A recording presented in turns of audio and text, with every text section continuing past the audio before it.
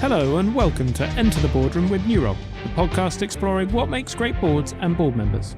I'm your host, Oliver Cummings, CEO of Newrob, the board search specialist and market leader bringing science to the art of board hiring.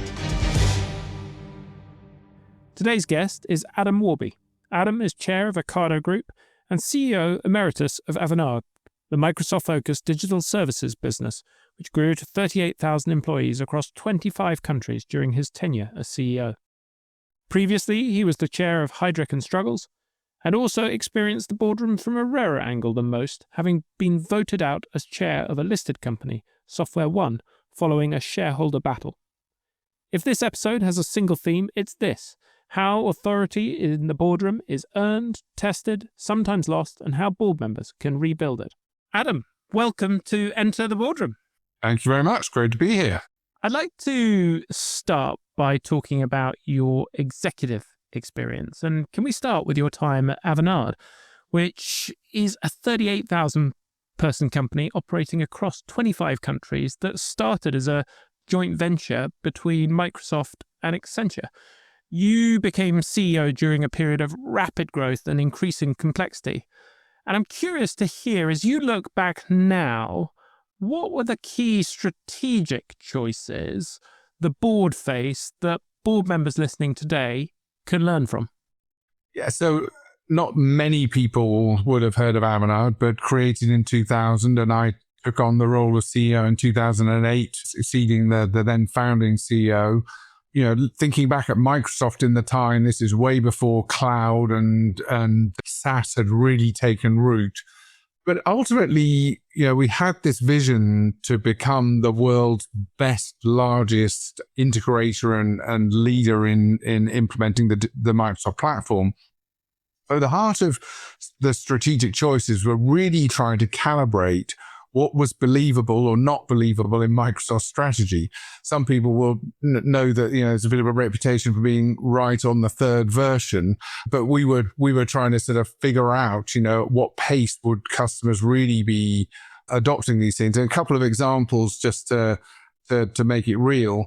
You know, we made a pretty clear decision on blockchain. You know, there was a lot of excitement on blockchain. You know, the buzzwords fly around. We said that's, you know, it's not going to have a fundamental business impact on the sorts of customers we were working with. But on the other hand, we did invest ahead of the market with Dynamics CRM, the Microsoft Customer Relationship Management platform, and actually built an as-a-service version of it before Microsoft did to compete with Salesforce, so that we had an option that we could provide to customers. So it was also a way of showing leadership. And I think the way I would now think of it, the words that people tend to use are TAM and SAM. You know, we were trying to work out and, you know those words in those days, but, you know, what was really addressable, but strategically, what were we really able to make a difference with it in the geographic markets and the customers that we served? So yeah, a slightly older version of TAM and SAM. The example of where, you know, we had disagreements perhaps is another slightly old term that not everybody will remember, but the BRIC strategy. Brazil, Russia, India, and China. Geographic expansion was important to us. You know, we were very much a global business, and I was challenged particularly by the Microsoft board member because Microsoft was making extremely good progress. This was a time when Russia was trying to get compliant because it wanted to be able to get listed and get investment from the West. So Microsoft was being successful in, you know, sort of getting Russia legal, if I can put it that way. So there's a lot of growth in software. So look, long story short, I went twice and came back with the same answer that said, I don't think this is a place where we can be successful. I got pushed very hard by the board and ultimately said, no, we're not going to do it. And it's one of the reflections I have in my career, sadly true, that the things you stop doing or say no to are often more impactful than the ones you say you will do. But that was the right choice in that case, I think. Now, you mentioned you came in as the first CEO after the founder CEO. And interesting, we were hosting a chair mastermind where we bring groups of chairs together and they share challenges they were wrestling with. And one of these was exactly this problem of how do I replace the founder CEO and ensure that we don't lose the culture, and we do continue to scale the organization. Having been through that experience, as sort of lived it firsthand, what have been your lessons from that a board member listening, finding themselves in that situation, might learn from? Well, I think the first thing was doing a really thoughtful transition. And my predecessor was really good. We jointly developed a 3-year plan. I took over in 2008, plan 2011. And there's an interesting twist to this that I'll come on to. So, and the idea was that I would then head off on a roadshow in September, which is the beginning of our fiscal year, and engage with the teams, on the excitement for growth in the future. But on the culture point, I think it's absolutely critical, and you just have to continue to be the culture carrier as the CEO. And that's one thing that didn't change at that time. Culture isn't a static thing. It does evolve. I'm actually on the second round of strategy and visioning that I did actually come back and do some work on values, because the world had moved on a bit at that point. And to be honest, I didn't really realize at that point that, you were allowed to adjust and change values. It's something, I thought they were things you chiseled into stone, but it turns out you are. And actually it was quite effective to sort of re-energize culture and just restate culture in a current and up-to-date way. If I go back to 2008, 3 days after I set out on my Plan 2011 tour, Lehman Brothers went bust. And you just, you have to be ready to rip up Plan A, which is, it just wasn't relevant immediately. It was relevant in its broad context, but I just had to take some different actions and make different decisions because we were in a crisis. Talk to me more about those values carved in stone, or that you assumed had been carved in stone, and how you went about shifting those, and why it wasn't obvious to you before that was something you could do, having had obviously a load of experience prior to that. I think on the last bit on why I didn't realize it, it's just, I suppose, every time you hear and talk to people about values, they just seem so long-term and constant.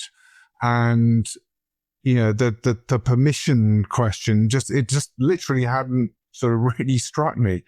It became clear that things, we were now 14 years into a business, that there some refresh, things had evolved. And I'll give you a specific example. One of the values we had when we created the company, I remember viscerally now, working with Mitch as the founding CEO and the team, generating these values. And it was fairly obvious, was a passion for technology. This was one of the reasons we created the joint venture with Accenture. Accenture was a management consulting business, really, at its heart, and an implementer.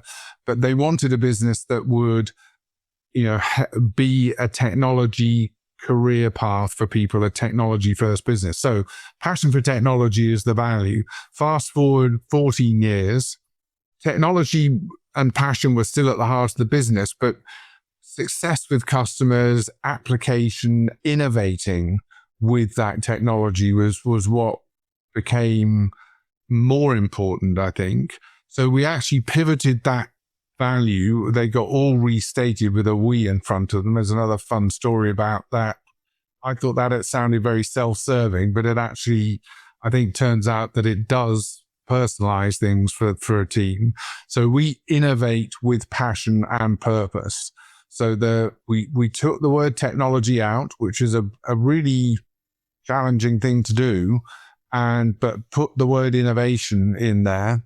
And the passion was still there, but there was purpose, which is, you got to have an outcome from this technology innovation. So it was a definite shift, but it worked well. Honestly, some of the the deepest, purest technologists probably revolted a bit and didn't like it, but the people got it, understood why the change was there. So as you look back on your time as CEO reporting into that Avanade board, are there particular moments that stand out for you that you feel have most shaped how you now show up as a board member and chair? I think this regular, deeply engaged strategic discussion where you're looking at multiple external data points and rich data to inform strategy, because it is about choices.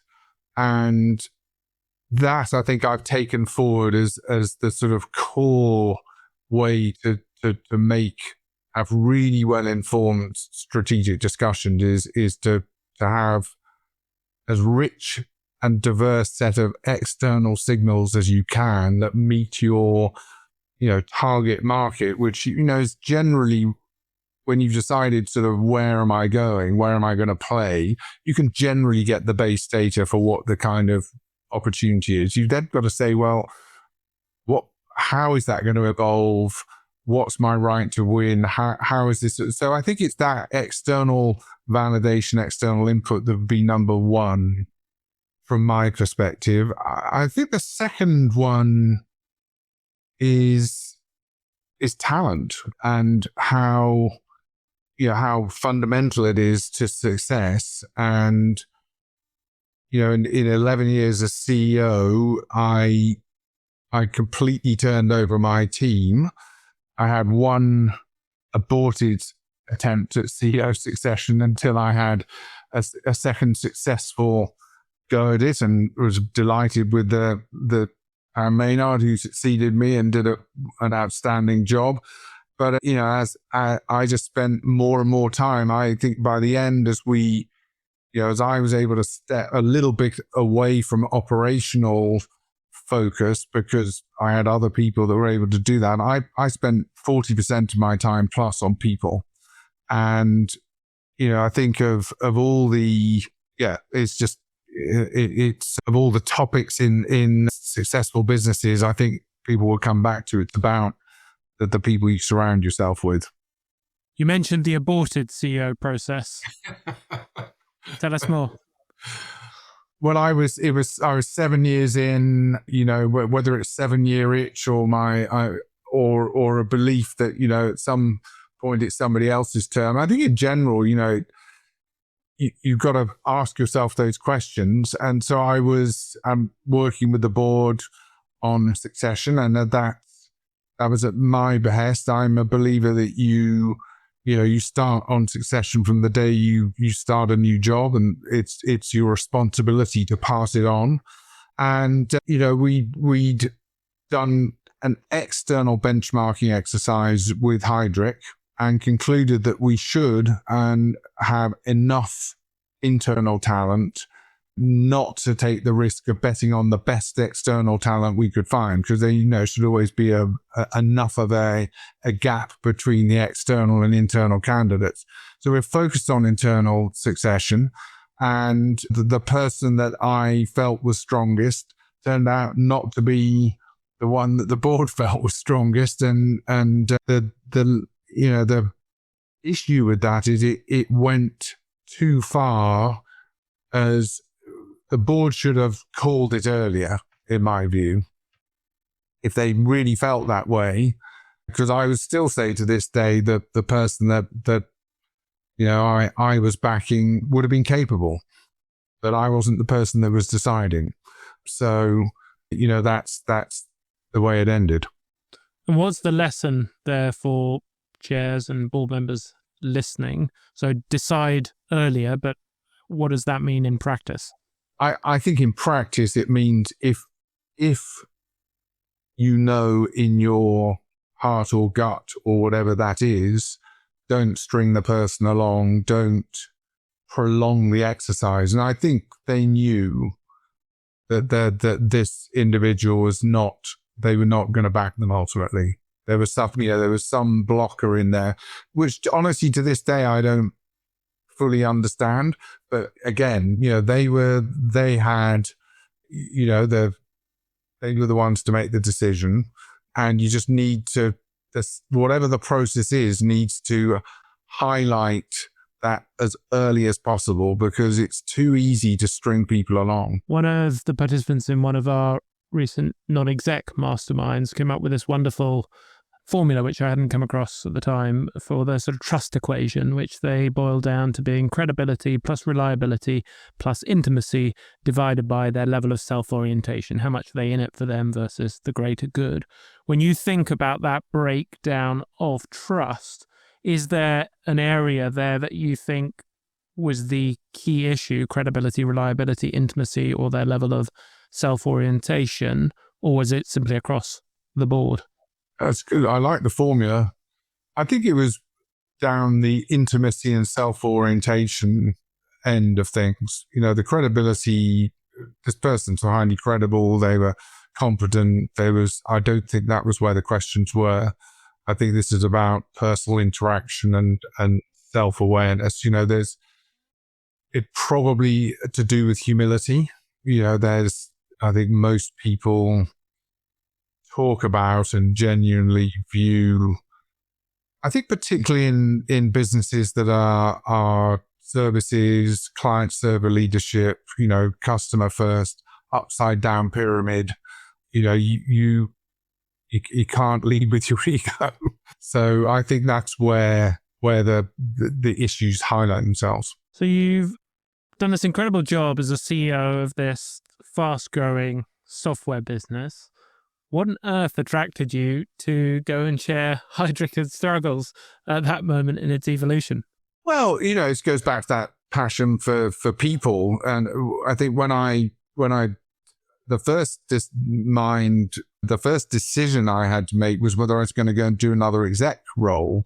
And I had at that point decided that it was going to be very hard to replicate the experience I'd had at Avanade and be able to build something and build a team from scratch and be the culture carrier and the CEO over a long period of time. So I had at that point said that I am going to, and I started to enjoy the non-exec role, focus on non-executive, and I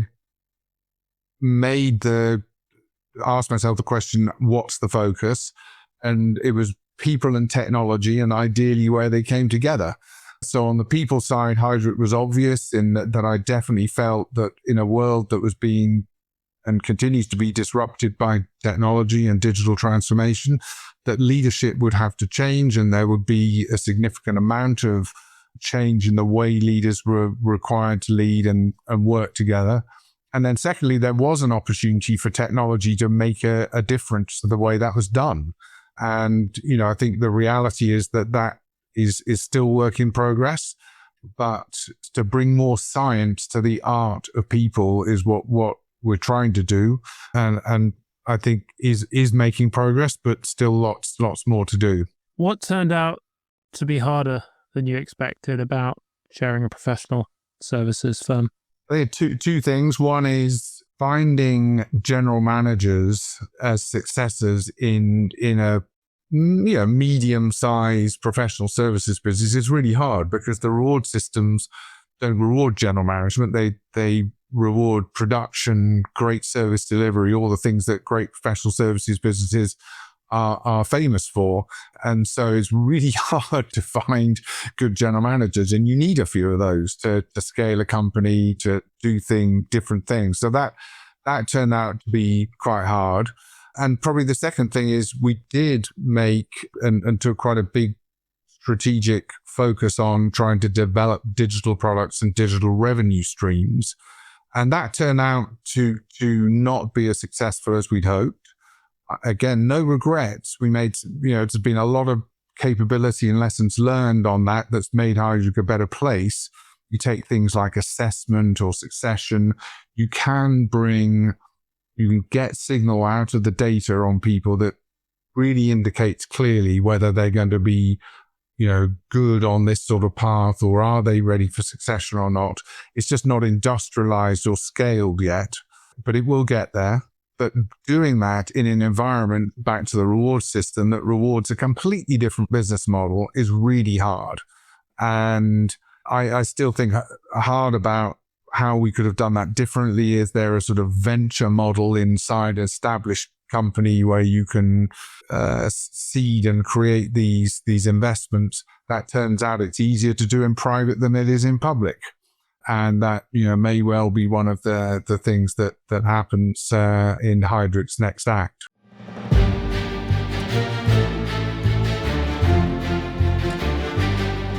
If you're listening to these conversations and thinking, I'd love some support as I build my own board journey, that's exactly what the Enter the Boardroom community is for. It's the destination for current and aspiring board members, offering practical guidance, trusted insight, and a high-caliber peer community to help you build a credible board portfolio and succeed in today's boardrooms. Listeners can get 10% off. Head to etb.newroll.com and use the code ENTER at checkout. That's etb.newroll.com.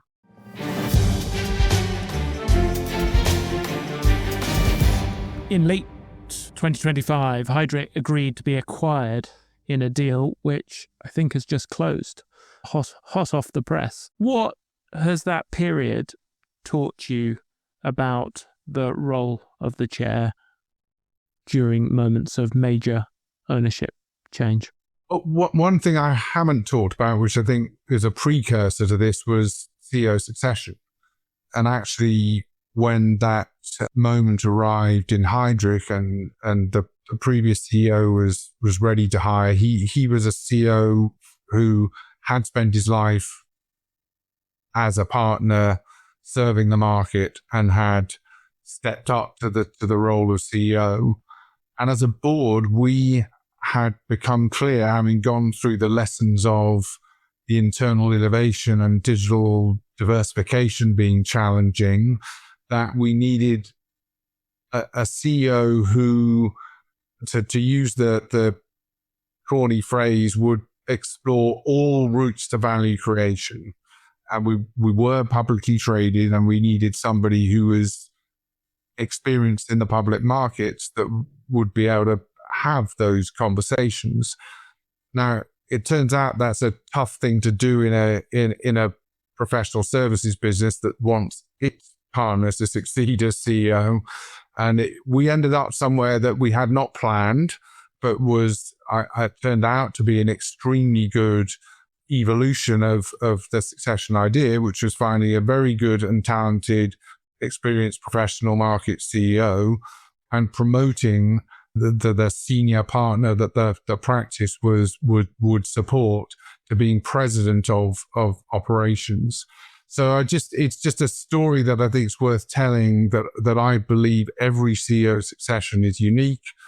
They are a journey. You learn from them by engaging with candidates, with the process, and you often end up in a different place than you expected to. And it was that I think was a precursor to us fast forwarding a couple of years, being in a position to have sensible conversations about, was this a plausible way forward for the Heidrick business? So if I play that back, it sounds like what you did there was get very clear about what you needed to make that organization successful at the top of the organization, but recognized it didn't need to come from one person, that you could effectively split that domain expertise and public markets expertise across at least two different roles. That's right. And I think it was to respect and honor the strong history and valid feedback that, a company needs to sort of be led and have the culture of its culture carrier at the top table. But at the same time, understanding, and we did understand as a board, we needed to explore all options because, our first view of strategy, we made some progress, but hadn't got to where we wanted to be. There's a degree of honesty there on assessing, whether you really have made the progress you wanted to, and finding somebody else to do that part of the role. Your time at Softwareone, I think it's the first time in the history of Enter the Boardroom this scenario has come up. In simple terms, what happened and when did you first realize the disagreement wasn't resolvable? So to try and keep it succinct, Softwareone was a privately owned Microsoft distributor and reseller and services business. So it's very much in my sweet spot. That had taken some private equity investment and decided to go public. So public company, that's when I joined it in 2021. Fast forward 3 years, the then founding group of shareholders decided they didn't like being public. And I found myself in the role of chair with a letter in my hand backed by the founding shareholders offering to take the company private. So that's the scenario. And, then took 6 months for that situation to play out, a classic defense and engagement with the market, a strategic review, and ultimately that led to a EGM being called that the board then sort of combined with the AGM. And I orchestrated and chaired the AGM, at which I announced that we were deposed as a board through the founding shareholders and a group of hedge funds that decided we needed to go. So that's the dubious privilege I have of being the first person on your show to tell that story. Lots of lessons learned, and I'm sure we'll talk more about them. Well, so personally, how did that experience change the way you think about the chair role? Well, I'll tell you the first thing it made me very aware of is know your shareholders. And when we'll talk about Ocado, I'm sure in a minute, when I first was called on Ocado, that's the first thing I did, was to understand who the shareholders were, how long had they been shareholders, what were their likely interests and needs. And it happened Ocado is owned 60% by 6 large long-term shareholders, so a loyal shareholder base. So that was the first thing there was people will tell me I should have figured that out a lot earlier, but it took the painful lesson to get educated on that. Look, I think after that, I learned a tremendous amount in the defense. And I think probably the biggest other takeaway is the quality of the board really counts. We had a very good board. I formed a transaction committee. That's what is typically one does, a subcommittee of the board. The then CFO of ABB was on that transaction committee, very experienced, steady hand, a good diverse group of people that were able, we had to meet at least weekly. It became very intense and time consuming. By the way, I was also doing Heidrick CEO succession at the same time. So there's another sort of lesson learned in, you've got to be willing to step up as a chair and have capacity to do this. I managed through both of those fine. Again, it got very busy. But those are, and after that, you have to stick to your process and integrity. Integrity is key in these things. What was the hardest personal lesson from the experience? I think that the hardest personal lesson for me was not being able to bring the board to a point of view I had personally, not as chair. And look, in the end, I believe what happened was value destroying.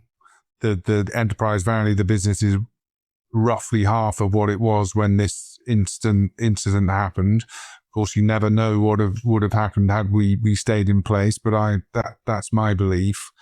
And I think I was still worried to this day about, could we have found a better way to avoid what was the worst outcome? And was there a halfway point that we could have got to, like, could we have encouraged the private equity deal to happen? There was real uncertainty around it, but that could have been a better outcome than going the whole way and eventually allowing this business to be run by a board that we didn't feel, had the right competencies to steer it in the long term. So it was a personal lesson and regret that I wasn't able to facilitate that outcome. But that I certainly respect everyone on the board and the opinions, and we came to a consensus. There was no issue with that. But that's for me is the regret and the lesson. But I'm not sure that I could have done anything differently. So if a chair listening to this finds himself in a similar dynamic with a founder who's regretted going public or into a different ownership structure and is trying to reverse backwards, what would be in your playbook for that chair to consider? Well, I think you have to try everything you can, and we did, to appeal to that individual's logic about where, you got to focus on what's good for the business first and really go at that hard. We were well advised, we had good external advisors. Sometimes get your advisors to talk to their advisors to see if somebody else can find a better way of explaining the difference in opinions about where value might lie. In the end, look, if it's personal, it's personal, and you may not be able to persuade people, but I think that's all you can do is you can. This point about finding some route to a compromise. If you understand what the end game is and you genuinely think that's value destroying, I think maybe I could have finessed or helped the board better understand this is the outcome that we're going towards. Let's step back from that and say what the next worst outcome is. And maybe that's where we have to consider landing. So think about that, think about using advisors. But in the end, you have to stick to your own view of where value is, and that's what we did. Before we go on to the lightning round, my kids would not forgive me if I didn't ask you about Ocado. One of the highlights for them is the Ocado van turning up and figuring out which fruit or vegetable is going to be on the side. But it's a very different challenge again there when you look at the share price trajectory, which has fallen dramatically over several years. Now, many chairs would look at that and walk away. Why did you take on that role? Well, look, first of all, as I got a call saying would I consider it, and I my first response was, surely you've got the wrong number here, because I'm not a retailer. And then, of course, I got to learn more about. I didn't really know about Ocado's platform business that well. I'd heard a little bit about it, and then I started to dig in and learn more, read more, talk to people. And it turns out that the Ocado business is a remarkable business in two fundamental ways. You just talked about over 1 million very loyal, very happy customers, growing the fastest growing grocery business in the UK. Okay, it's off a small base, but it is growing at over 14%. With delighted customers. So there's a really wonderful business at the heart of the UK joint venture that we have with Marks and Spencer's. And then there's this unique global platform of e-commerce to fulfillment that the team has built, and that it is being successfully deployed around the world. It's got lots of challenges in terms of those customers being profitable, as many e-commerce businesses have challenges in being profitable.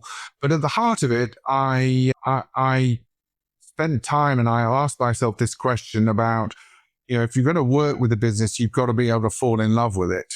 And I found myself falling in love with it. I found myself being drawn in.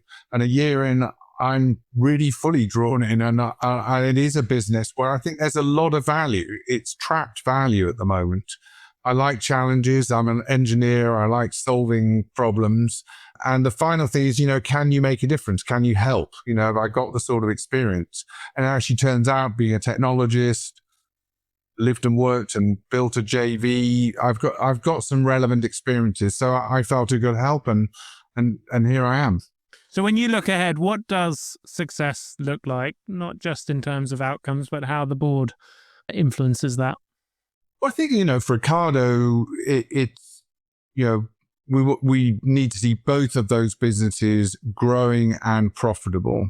So that's, they're both healthy businesses, the UK retail business and the platform business. And that, is a relatively simple thing to say, but they're plausible outcomes for this business as it stands. The market doesn't believe it in its broadest context, but that's the challenge.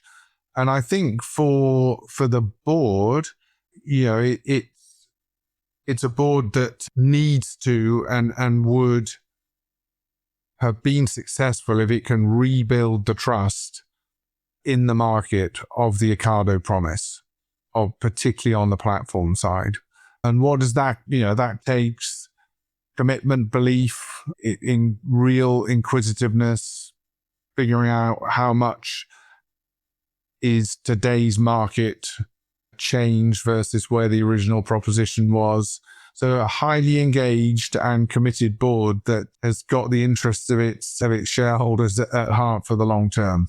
And so having lived through all of this, earning authority through your time at Avanade and Heidrick, losing it at Softwareone and rebuilding it now with the market at Ocado, what do you now believe is the single biggest misunderstanding about where a chair's authority really comes from? Well, it's not positional. I think there's maybe a sort of mythical view that, the chair is somehow omnipowerful. And the reality is that it's a leadership role, just like any other leadership role. And your authority comes through, I think, genuine, deep inquisitiveness and curiosity, really wanting to understand what makes this business different, how will it succeed, how good are the people, and then being surrounded by a talented board that you can engage and lead and align on answering those questions. Adam, I'm going to finish with our lightning round. Short questions, pithy answers if you're ready. Go for it. Best book every board member should read and why? Good to Great by Jim Collins. It's research-based, number of practical principles that I used in Avanade. First who, then what, and a culture of discipline. Most impactful question you've heard in the boardroom? What's the single biggest barrier to you achieving the strategy that you've just described to it, and what will you do to overcome it? It turns out that the majority of the time, the answers to that are talent. What's a boardroom myth you think needs busting? A good board is fully aligned and has no conflict. I think that somehow people think of that sometimes, but it's really about the healthy debate and that gets to better answers. Boardroom behavior that irritates you most? Chairs who play favorites and allow one or two voices to dominate the room. Most valuable board ritual? A strategy offsite. Favorite quote? Culture eats strategy for breakfast, often attributed to Peter Drucker, and it's back to the, people are what count. Most significant professional insight? Well, this is one we haven't talked about a lot before, but good communications is absolutely essential to inspire, setting clear expectations, aligning people. You just simply can't communicate too much to whichever audience it may be. The worst professional advice you've ever received? Well, I was moved in my first overseas assignment to Seattle with Microsoft, and I fairly quickly concluded that there was some performance management work to do and clean up on the team. But I was told by HR that for various reasons, this was way too risky. So I declined their advice. So, you need to make moves on people when you know it's the right thing to do. What have you changed your mind on about boards over time? I've already touched on this earlier, but having spent my executive career building teams, boards aren't teams. They're groups of independent individuals with different incentive mechanism and need to be managed differently. So it's quite different. When was the last time you got a significant judgment call wrong in the boardroom, and what did you learn? Well, I think we talked about this one earlier. I think for me, it's the Softwareone point, and whether there could have been a different outcome that was not what I believe was the worst outcome in the end.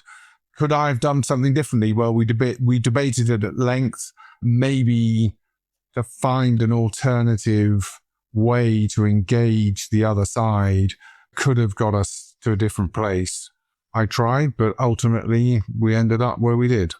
How are you better today as a board member than when you started? I actually think I've got better at listening to all the voices in the room, the external signals, and value just the diversity of opinion. I think I've also got better at challenging my own opinion and, really thinking what it takes to have an independent point of view, which you don't have when you're an executive. And finally, 3 things our listeners should take away from this episode if they take nothing else. Well, number one, go back to Jim Collins, get the right team on the bus. You're only as good as the team around you. Secondly is strategy. I think it's a little bit like bringing up your children. You spend a lot of time advising and coaching them to do well. And ultimately, you just have to step back and say, make good choices, and you let them take the risk. So it's about choices, but ultimately you've got to get that executive team to take the risks and execute with passion and energy.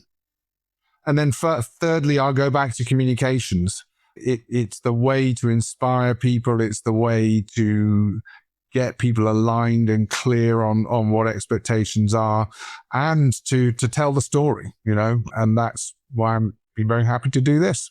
Adam, thank you so much for taking the time to share your wisdom and experience. Been a pleasure.